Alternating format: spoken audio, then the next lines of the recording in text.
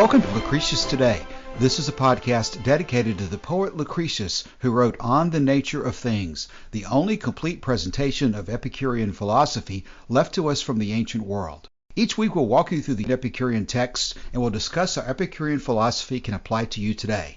If you find the Epicurean worldview attractive, we invite you to join us in the study of Epicurus at EpicureanFriends.com, where you'll find a discussion thread for each of our podcast episodes and many other topics.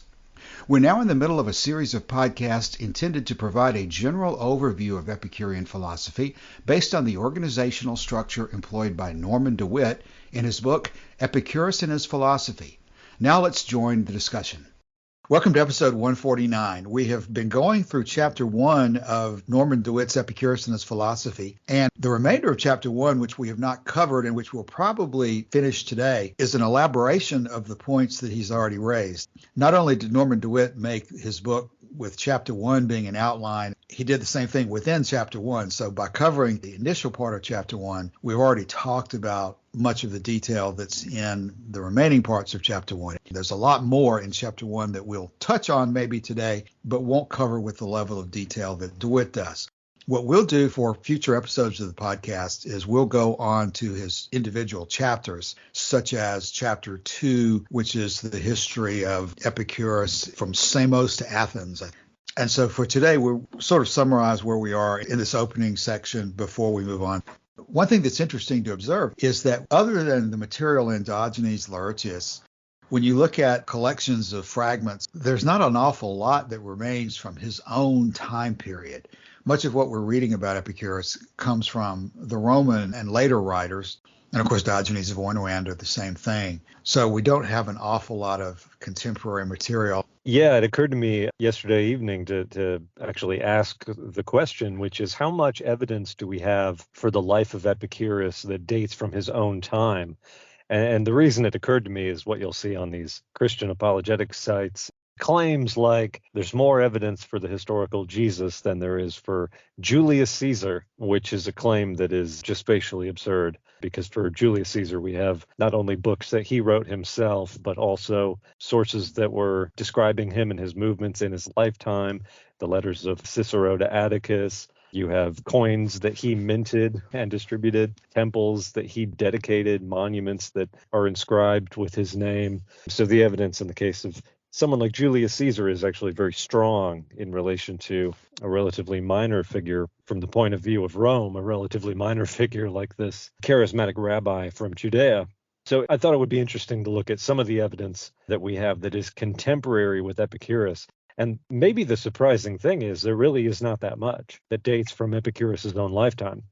We have lists and lists of books and letters and summaries and epitomes that were written by Epicureans, not just Epicurus, but we have letters or treatises by Metrodorus, Hermarchus, Leontium, Polyaenus. All of the early figures in the school were writing around these times, but unfortunately not a single one of their works actually survives. And so what you're left with essentially is basically later commentary.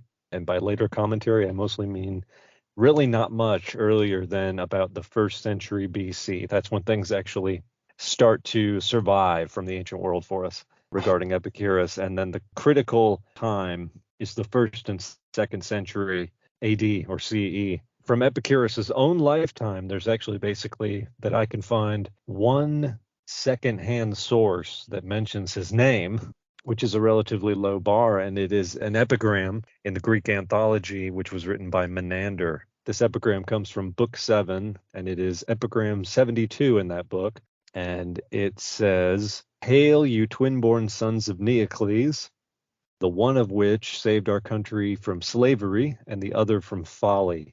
So in the first case, he's talking about Themistocles, and in the second case, he's talking about Epicurus.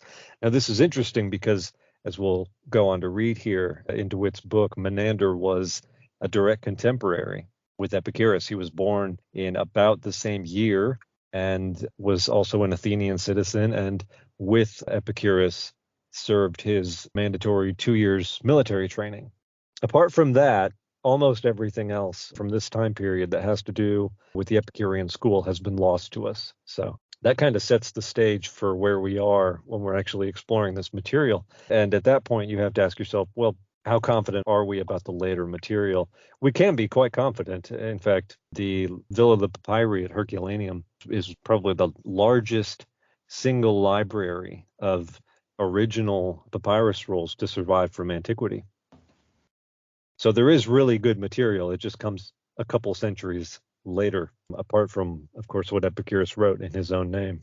Joshua, one of the aspects of what you're talking about that's always struck me as significant was how, for example, we've got busts of Epicurus, Hermarchus, Metrodorus. There are others that are also preserved. And of course, many of these other ancient Greek philosophers as well.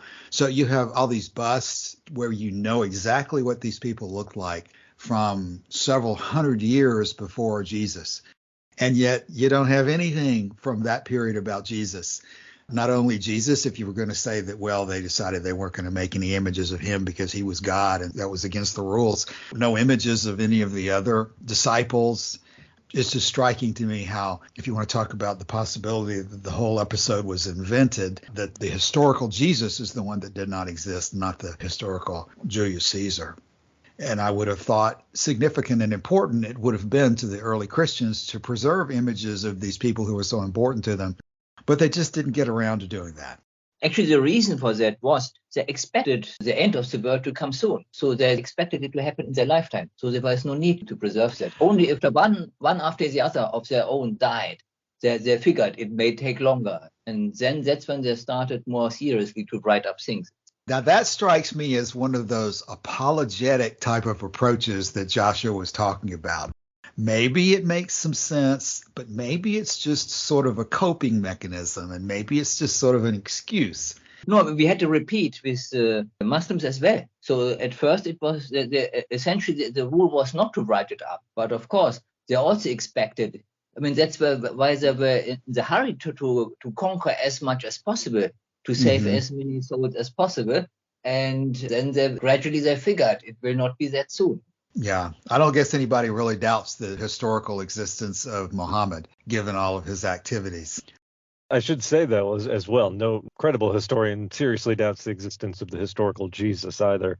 And I personally don't doubt that he existed. In fact, there are reasons just from the text itself and the Gospels to think that there probably was this person. One more thing, you mentioned some of the busts that we have of Epicurus. This is also an interesting source of information, but in almost every case, what we're dealing with is information that dates primarily from the Roman era, which is a rediscovery or new transmission of what happened about 3 centuries prior in Greece. The rings that had Epicurus on them, I think, date from the Roman period. The cemeteries with the headstones with the inscriptions date from the Roman period. So, I don't think there's any legitimate reason to doubt that Epicurus was a real person other than to make the apologetics argument. But it is the case that so much of what very little we have actually from his own time is dwarfed by everything that we've lost in the succeeding centuries. And it was a lot.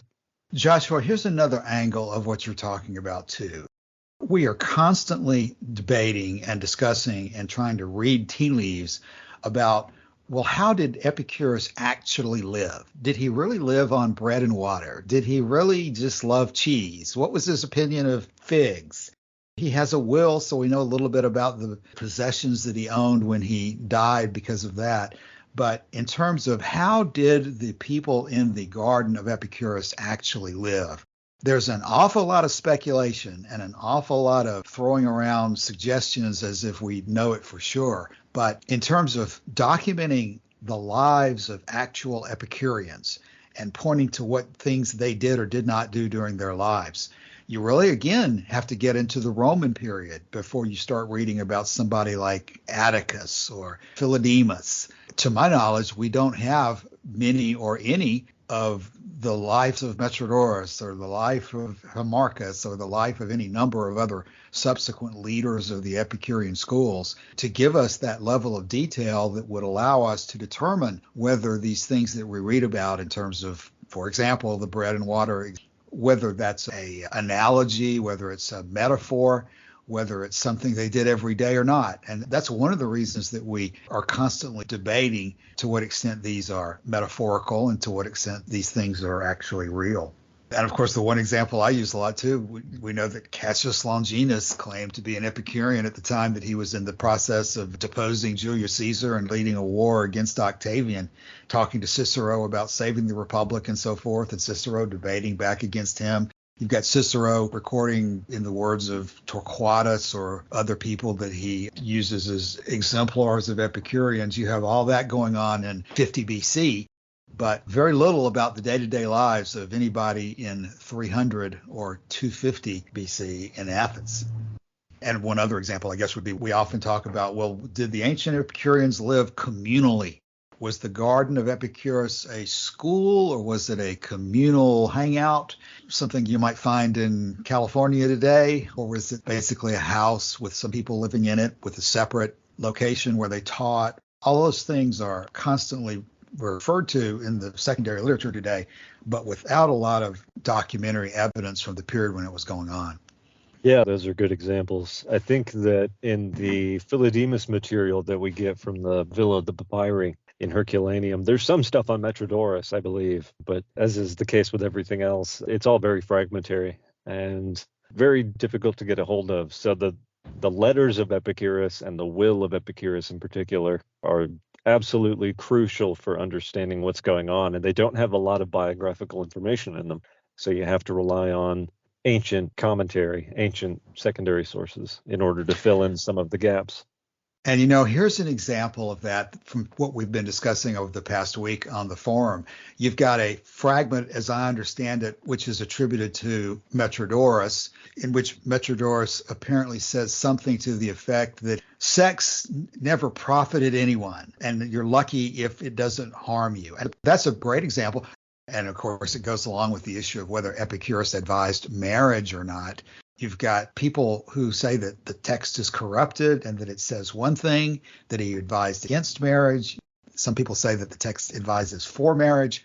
And it would be very helpful to have real life accounts of the lives of some of these people to try to validate which one of those is most likely correct. And I'll go ahead and mention here in this episode, we've had a recent development this past week. It came to my attention anyway, that there's a new book out by Emily Austin called Living for Pleasure.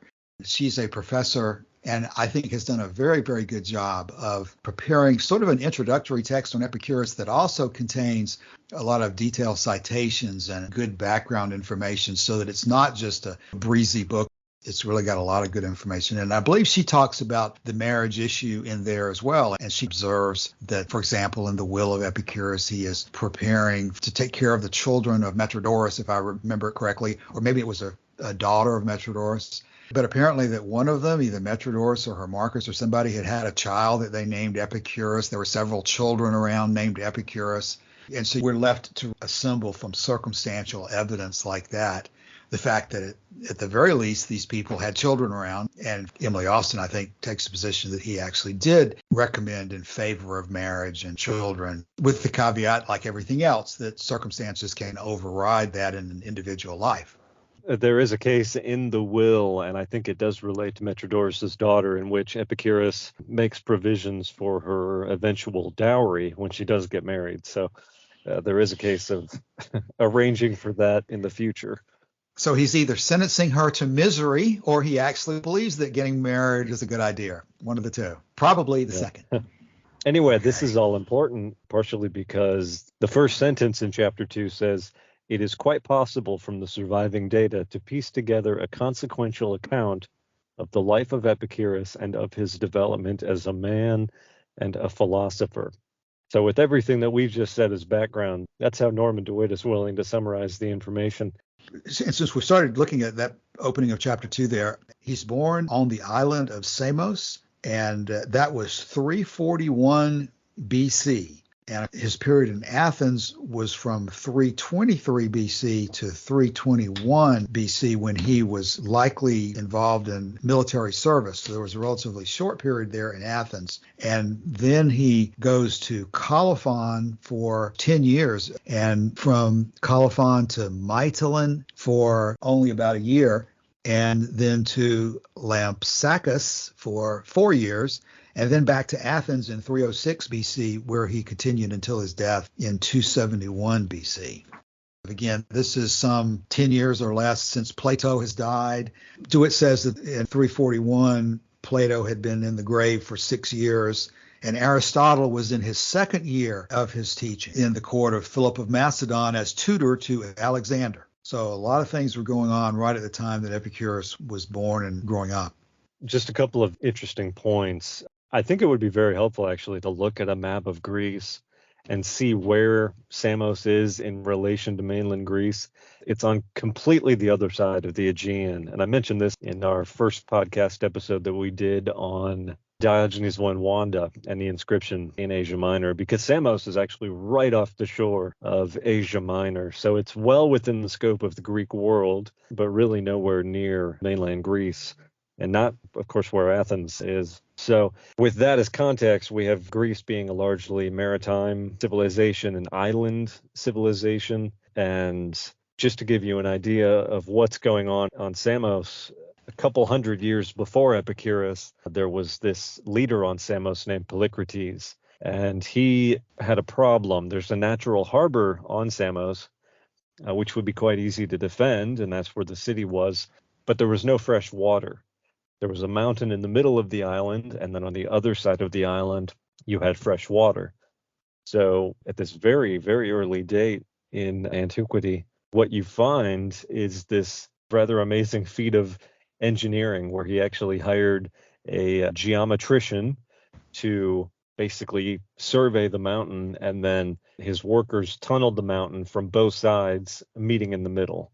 This is quite an extraordinary thing to have achieved, and it gives an idea that Samos is not necessarily the backwater that it looks like when you look at it on a map. When you say he's on the other side of the Aegean, you're talking about near Turkey as opposed to the Greek mainland.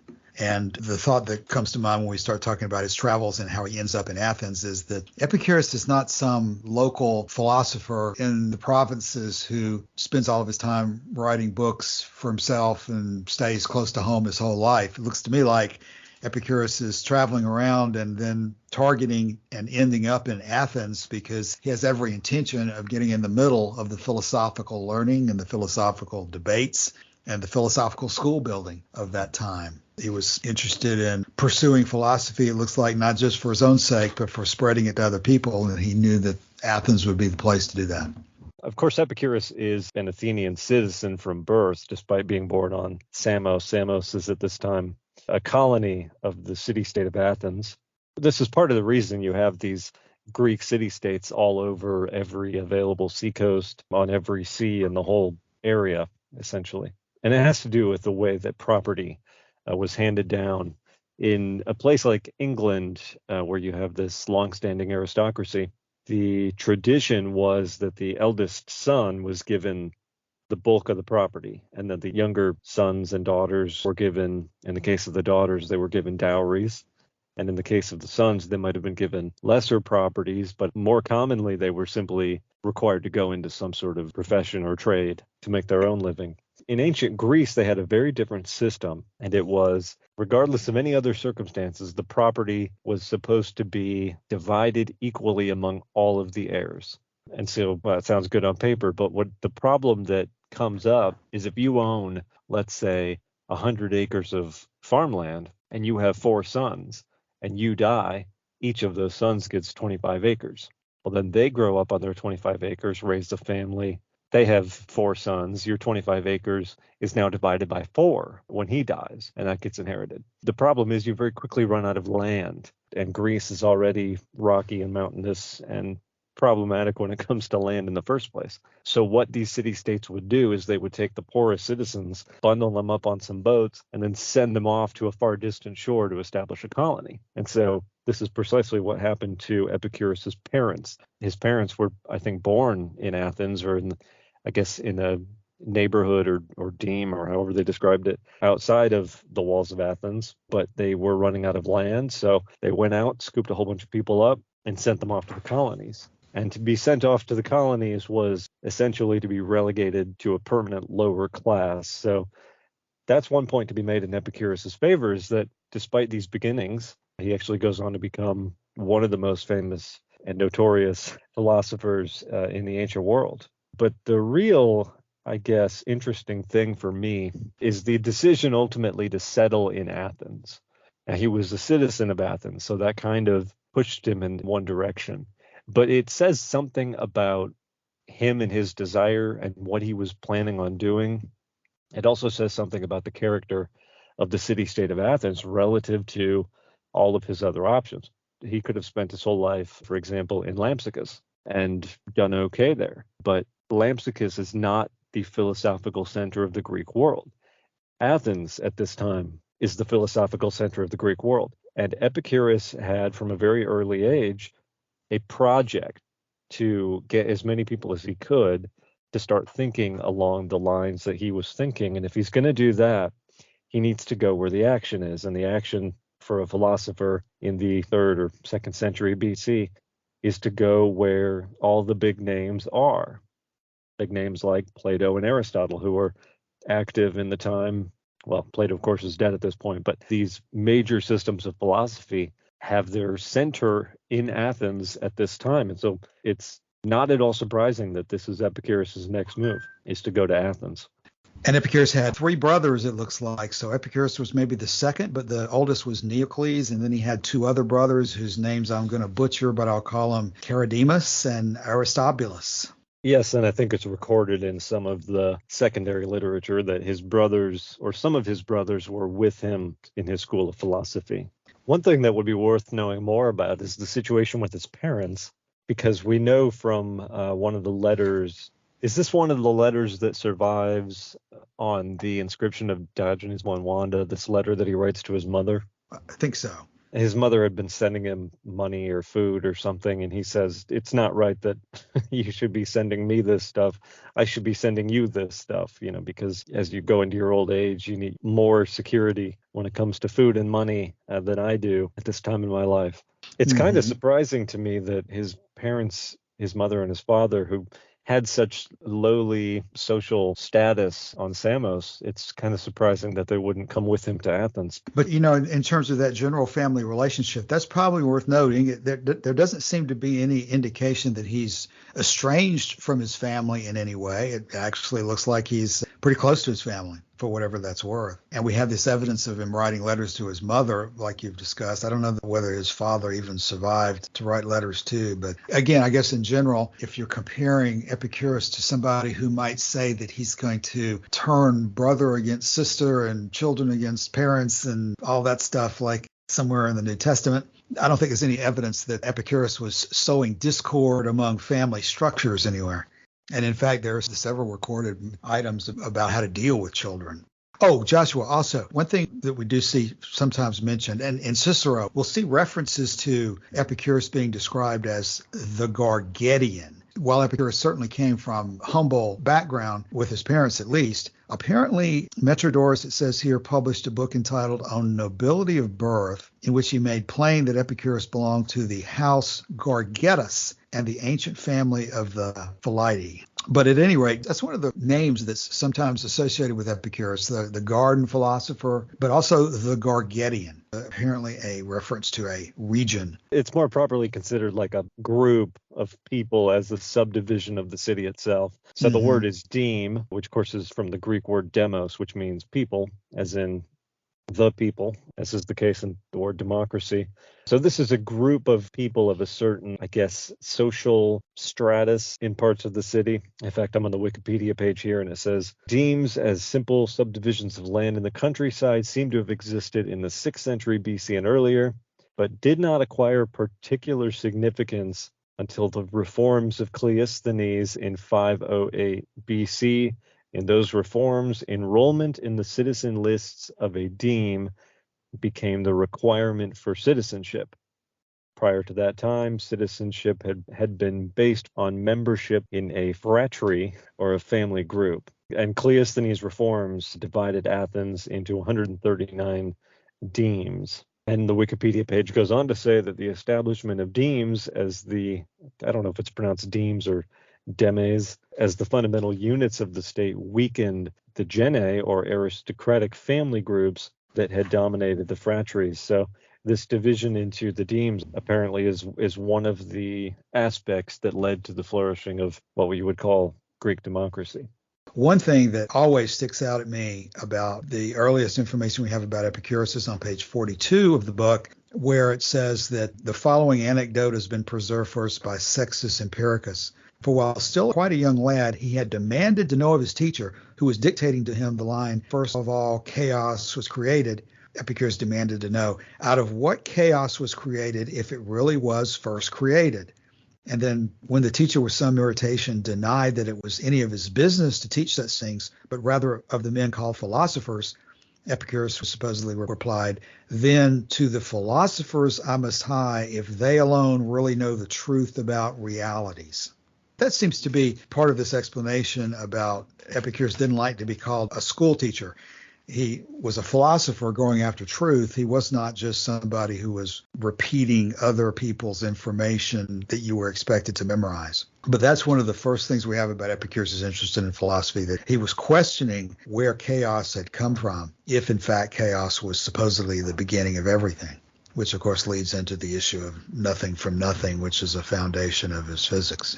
Yeah, and DeWitt goes on to explain that part of the interest involved here is this mention of chaos, because in Democritean physics, there was no place for chaos. And so this is a very early moment, apparently, in his education, but it does rather set the stage for where he would end up when it came to basic questions about the most fundamental aspects of nature. And so that he would essentially discard any system that involved chaos as its beginning is not surprising. Yeah, and DeWitt mentions in the same discussion that there's a person named Ariston who recorded in a life of Epicurus that Epicurus had begun to study philosophy at the age of 12. And so DeWitt's raising the possibility that maybe Epicurus had already been introduced to Democritus at this early age of his life. Which reminds me, of course, of the statement made by Torquatus in Cicero's On Ends, where he talks about that we should not have to go on learning until old age things that we should have been taught as children, which I would package together into a conclusion that we ought to find ways to teach Epicurean principles to children at very young ages. Yeah, and there's a further point here that's of interest. It says, "It is certain that Epicurus did betake himself to a philosopher, and that this man was the Platonist Pamphilus." So this very early introduction to Platonism seems to have been important. One of the things we discussed in the previous episodes was that the primary orientation of Epicurean philosophy in relation to the other philosophies of the time was his definitive rejection of so much of what Plato was professing to be true. And so this early introduction and education into Platonism actually turns out to be hugely important later on. Yeah, you really almost get a picture here similar to what Frances Wright employs in her A Few Days in Athens with the example of Theon. You really get a picture of a young person in ancient Athens who is interested in philosophy and reading what he can, going around to different teachers as he can, and from a very early age exploring these issues, again, in contrast to the idea that he's perhaps some wandering poet on a mountainside who all of a sudden decides to write some verses on happiness or something. He's systematically, it appears, studying and attacking all sorts of issues involved in philosophy. Yeah, and this leads into Norman DeWitt's next subheading, which is the paideia fallacy. This is on page 44, in which he tackles this issue of whether or not Epicurus was an enemy of education and culture. What he says is, to Epicurus, this meant the Platonic curriculum of education then in vogue, that is, geometry, rhetoric, and dialectic. Ancient detractors, however, exploiting the ambiguity, insisted that it applied to all culture, including the traditional education in music and literature. Plutarch added history, and Quintilian echoed the general accusation. So as you get further and further from the original dispute that Epicurus had with Plato, people start just tacking on other things like, oh yeah, Epicurus hated music too. Write that down. So what started out probably as a very important and probably very sensible rejection of what the Platonists were doing actually becomes balloons and becomes Epicurus was an enemy of all culture. Yeah, this is where that quote appears, that it is recorded that Epicurus said to someone something to the effect of, "To sea with your swift ship, blessed boy, and flee from all education." when, of course, Epicurus was extremely well educated and was doing his very best to educate the people who would listen to him. And the upshot of all of this finally is at the bottom of page 44, DeWitt says, his real offense, Epicurus's real offense, was the attempt to establish a new culture that should compete with the prevailing cultures. In this, he was successful. His school outstripped all others in the number of its adherents. So Epicurus's real crime is not that he rejected Plato, it's that he should seek to establish himself in competition with Plato and be successful at it. That was the real problem. And Cicero echoes this portrayal of Epicurus by saying that the Epicureans are taking Italy by storm, as if this is, a foreign invasion that threatens the very foundations of culture and civilization. Well, if we go ahead to his cadetship in Athens, probably just worthwhile reporting this. Greece is in more or less constant uneasy struggle with Persia at the time. So not just with Persia, but among the Greek city-states themselves. So in the city of Athens, you have this mandatory 2-year military training. That way, in case something does come up, we can summon you back to fight for the country. And Epicurus did this himself, and as I mentioned earlier, Menander was also in his cohort. Menander went on to become a comic playwright, and in fact, one of the most celebrated playwrights in antiquity. Unfortunately, of the over 100 plays that he wrote, only one of them survives, and it survives in a very fragmentary form. So once again, what we're dealing with is such a lack of crucial information. Not that the information didn't exist, but that it simply did not survive the Middle Ages. Yeah, Joshua, and I'm always concerned about not overstating something or representing something that we can't really confirm, especially in this issue of him being basically in the army. It's very tempting to try to read information into that and think about what it might say for whether, there's no record of Epicurus being against the use of force in general or anti-military or pacifist in any way. And so when you look back and think about the fact that he might have himself served in the armed forces of Athens, it's very tempting to try to read something into that. And I think you can read something into that there's no record that he did not serve. There's no record that he denounced military service at any point in his life. There's no record of him saying negative things about the defense of Athens, but there's just frustratingly little detail from which you can do anything other than just make a general presumption. I suppose it's possible that Epicurus had some health or other reason that he did not serve, but there's no record of him not serving. And of course, with so many negative people trying to do all they could to undermine Epicurus in later years, there probably would be some accusation that he had avoided military service if he in fact had avoided military service. So it's probably fair to read into it exactly what DeWitt is reading into it here, that he did serve and participate. Yeah, he says on page 52 that the two were of the same age and discharged their military service together as well known. But then he goes on to say the degree of their intimacy is not certified.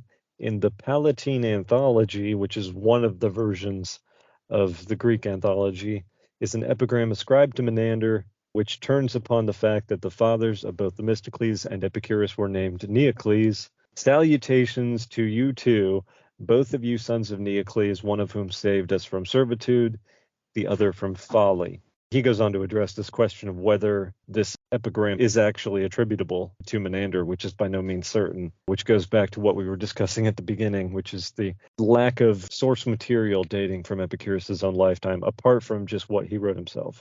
I do think it's fair to follow circumstantial evidence in these things, and Epicurus was so widely disliked. If there were major episodes in his life that were embarrassing to him, I think you could guarantee that those major episodes in his life would have been amplified and would be recorded and have come down to us. And the absence of that in regard to his service in the military is an indication, to me at least, that he probably did serve, and there probably was not a scandal to be recorded there, or else it would have been. One more point on Menander, because there is a genuine scholarly dispute as to what the relationship, if any, was between Menander and Epicurus, and a lot hinges on this epigram, which is of uncertain origin. There is a quote, this comes from one of Menander's plays, and the topic is divine providence, and one of the characters says, "I'll enlighten you clearly. The total number of cities, let us say, is 10,000. The number of inhabitants in each city is 30,000. Do the gods handle them one by one and deal out tribulation or prosperity? And the father-in-law is amazed. He says, "How could that be? For what you say means a laborious kind of life for them." So that could point to Epicurean influence into what Menander is writing. Yep, that's certainly one of the repetitive themes, is that the universe is not controlled by gods because it would be burdensome for them to do so, and no perfect being would agree to enlist in such an occupation. So let's go ahead and conclude for today. Martin, any closing thoughts on the early life of Epicurus? No, nothing to add. All right, Joshua. Well, I'm still very interested in coming up with some contemporary citations or sources or mentions for Epicurus. So if anybody comes up with anything interesting or good on that point, I would absolutely love to see that on the forum, because I am coming up with basically nothing apart from, as I say, what Epicurus wrote himself. That's definitely something for us to pursue over time. More anecdotes about all this. And I guess Usner was going through and looking for citations of probably more of philosophical significance rather than just ordinary references to him. But it would really help flesh out the period a lot if we had more background about what these early Greek Epicureans were actually doing with this philosophy in those first 100, 200 years after Epicurus began teaching. I think we do have a pretty good list of the names of the leaders of the school. I think there is a fairly good continuity chain of who those names were. But as far as what they were famous for, it seems to me, as I say that maybe in the discussions of Philodemus, I think Philodemus has a tendency to record more of the changes over time or the discussions within the Epicurean school. And probably there are in Philodemus's material some references to subsequent teachers of the school after Epicurus, and that might give us some hints about things. But it's really frustrating that we don't have more material and we have to reconstruct the way we do. Cassius, help me remember this, because I want to plug one more thing, and that is a document which Nate has put together. Are you more familiar with this than I am? Oh, he's got absolutely. A whole long list of names that he's culled from different sources. It's my memory. Maybe you remember it better than I do. Oh, absolutely. Now, that's a great way to close the episode, because that shows how poorly organized I've been today. I should probably have started out with that discussion. Anyone who wants to find that can go to the front page of EpicureanFriends.com, scroll down to the special resources for students of Epicurus, and there is a link to Nate's list of famous Epicureans through history. It seems like we also have a timeline somewhere, but maybe that's what this is. And what Nate has done there is a very, very good job of going through looking for references to the people who are recorded to have been associated with the Epicurean school. And it's chronologically organized. Unfortunately, just as we're discussing, there's very little to be assembled about each one of these people other than their names and the general time period. But what Nate has done is provide a list of the names that are associated with the school, and to the extent that there's something available to document where the information comes from as well. So there's a very long list of names. And in fact, there's a good many Greek names that are associated with it, but you don't begin to get a lot of detail until you get back down into the Roman period. Okay, well, that's a good example about the resources that we try to put together at the EpicureanFriends.com forum. So we'll add some more links into the show notes for this week and bring our discussion of the early years of Epicurus to completion, and we'll move on into the further development of the school next week. So thanks for being with us today, and we'll be back in a week.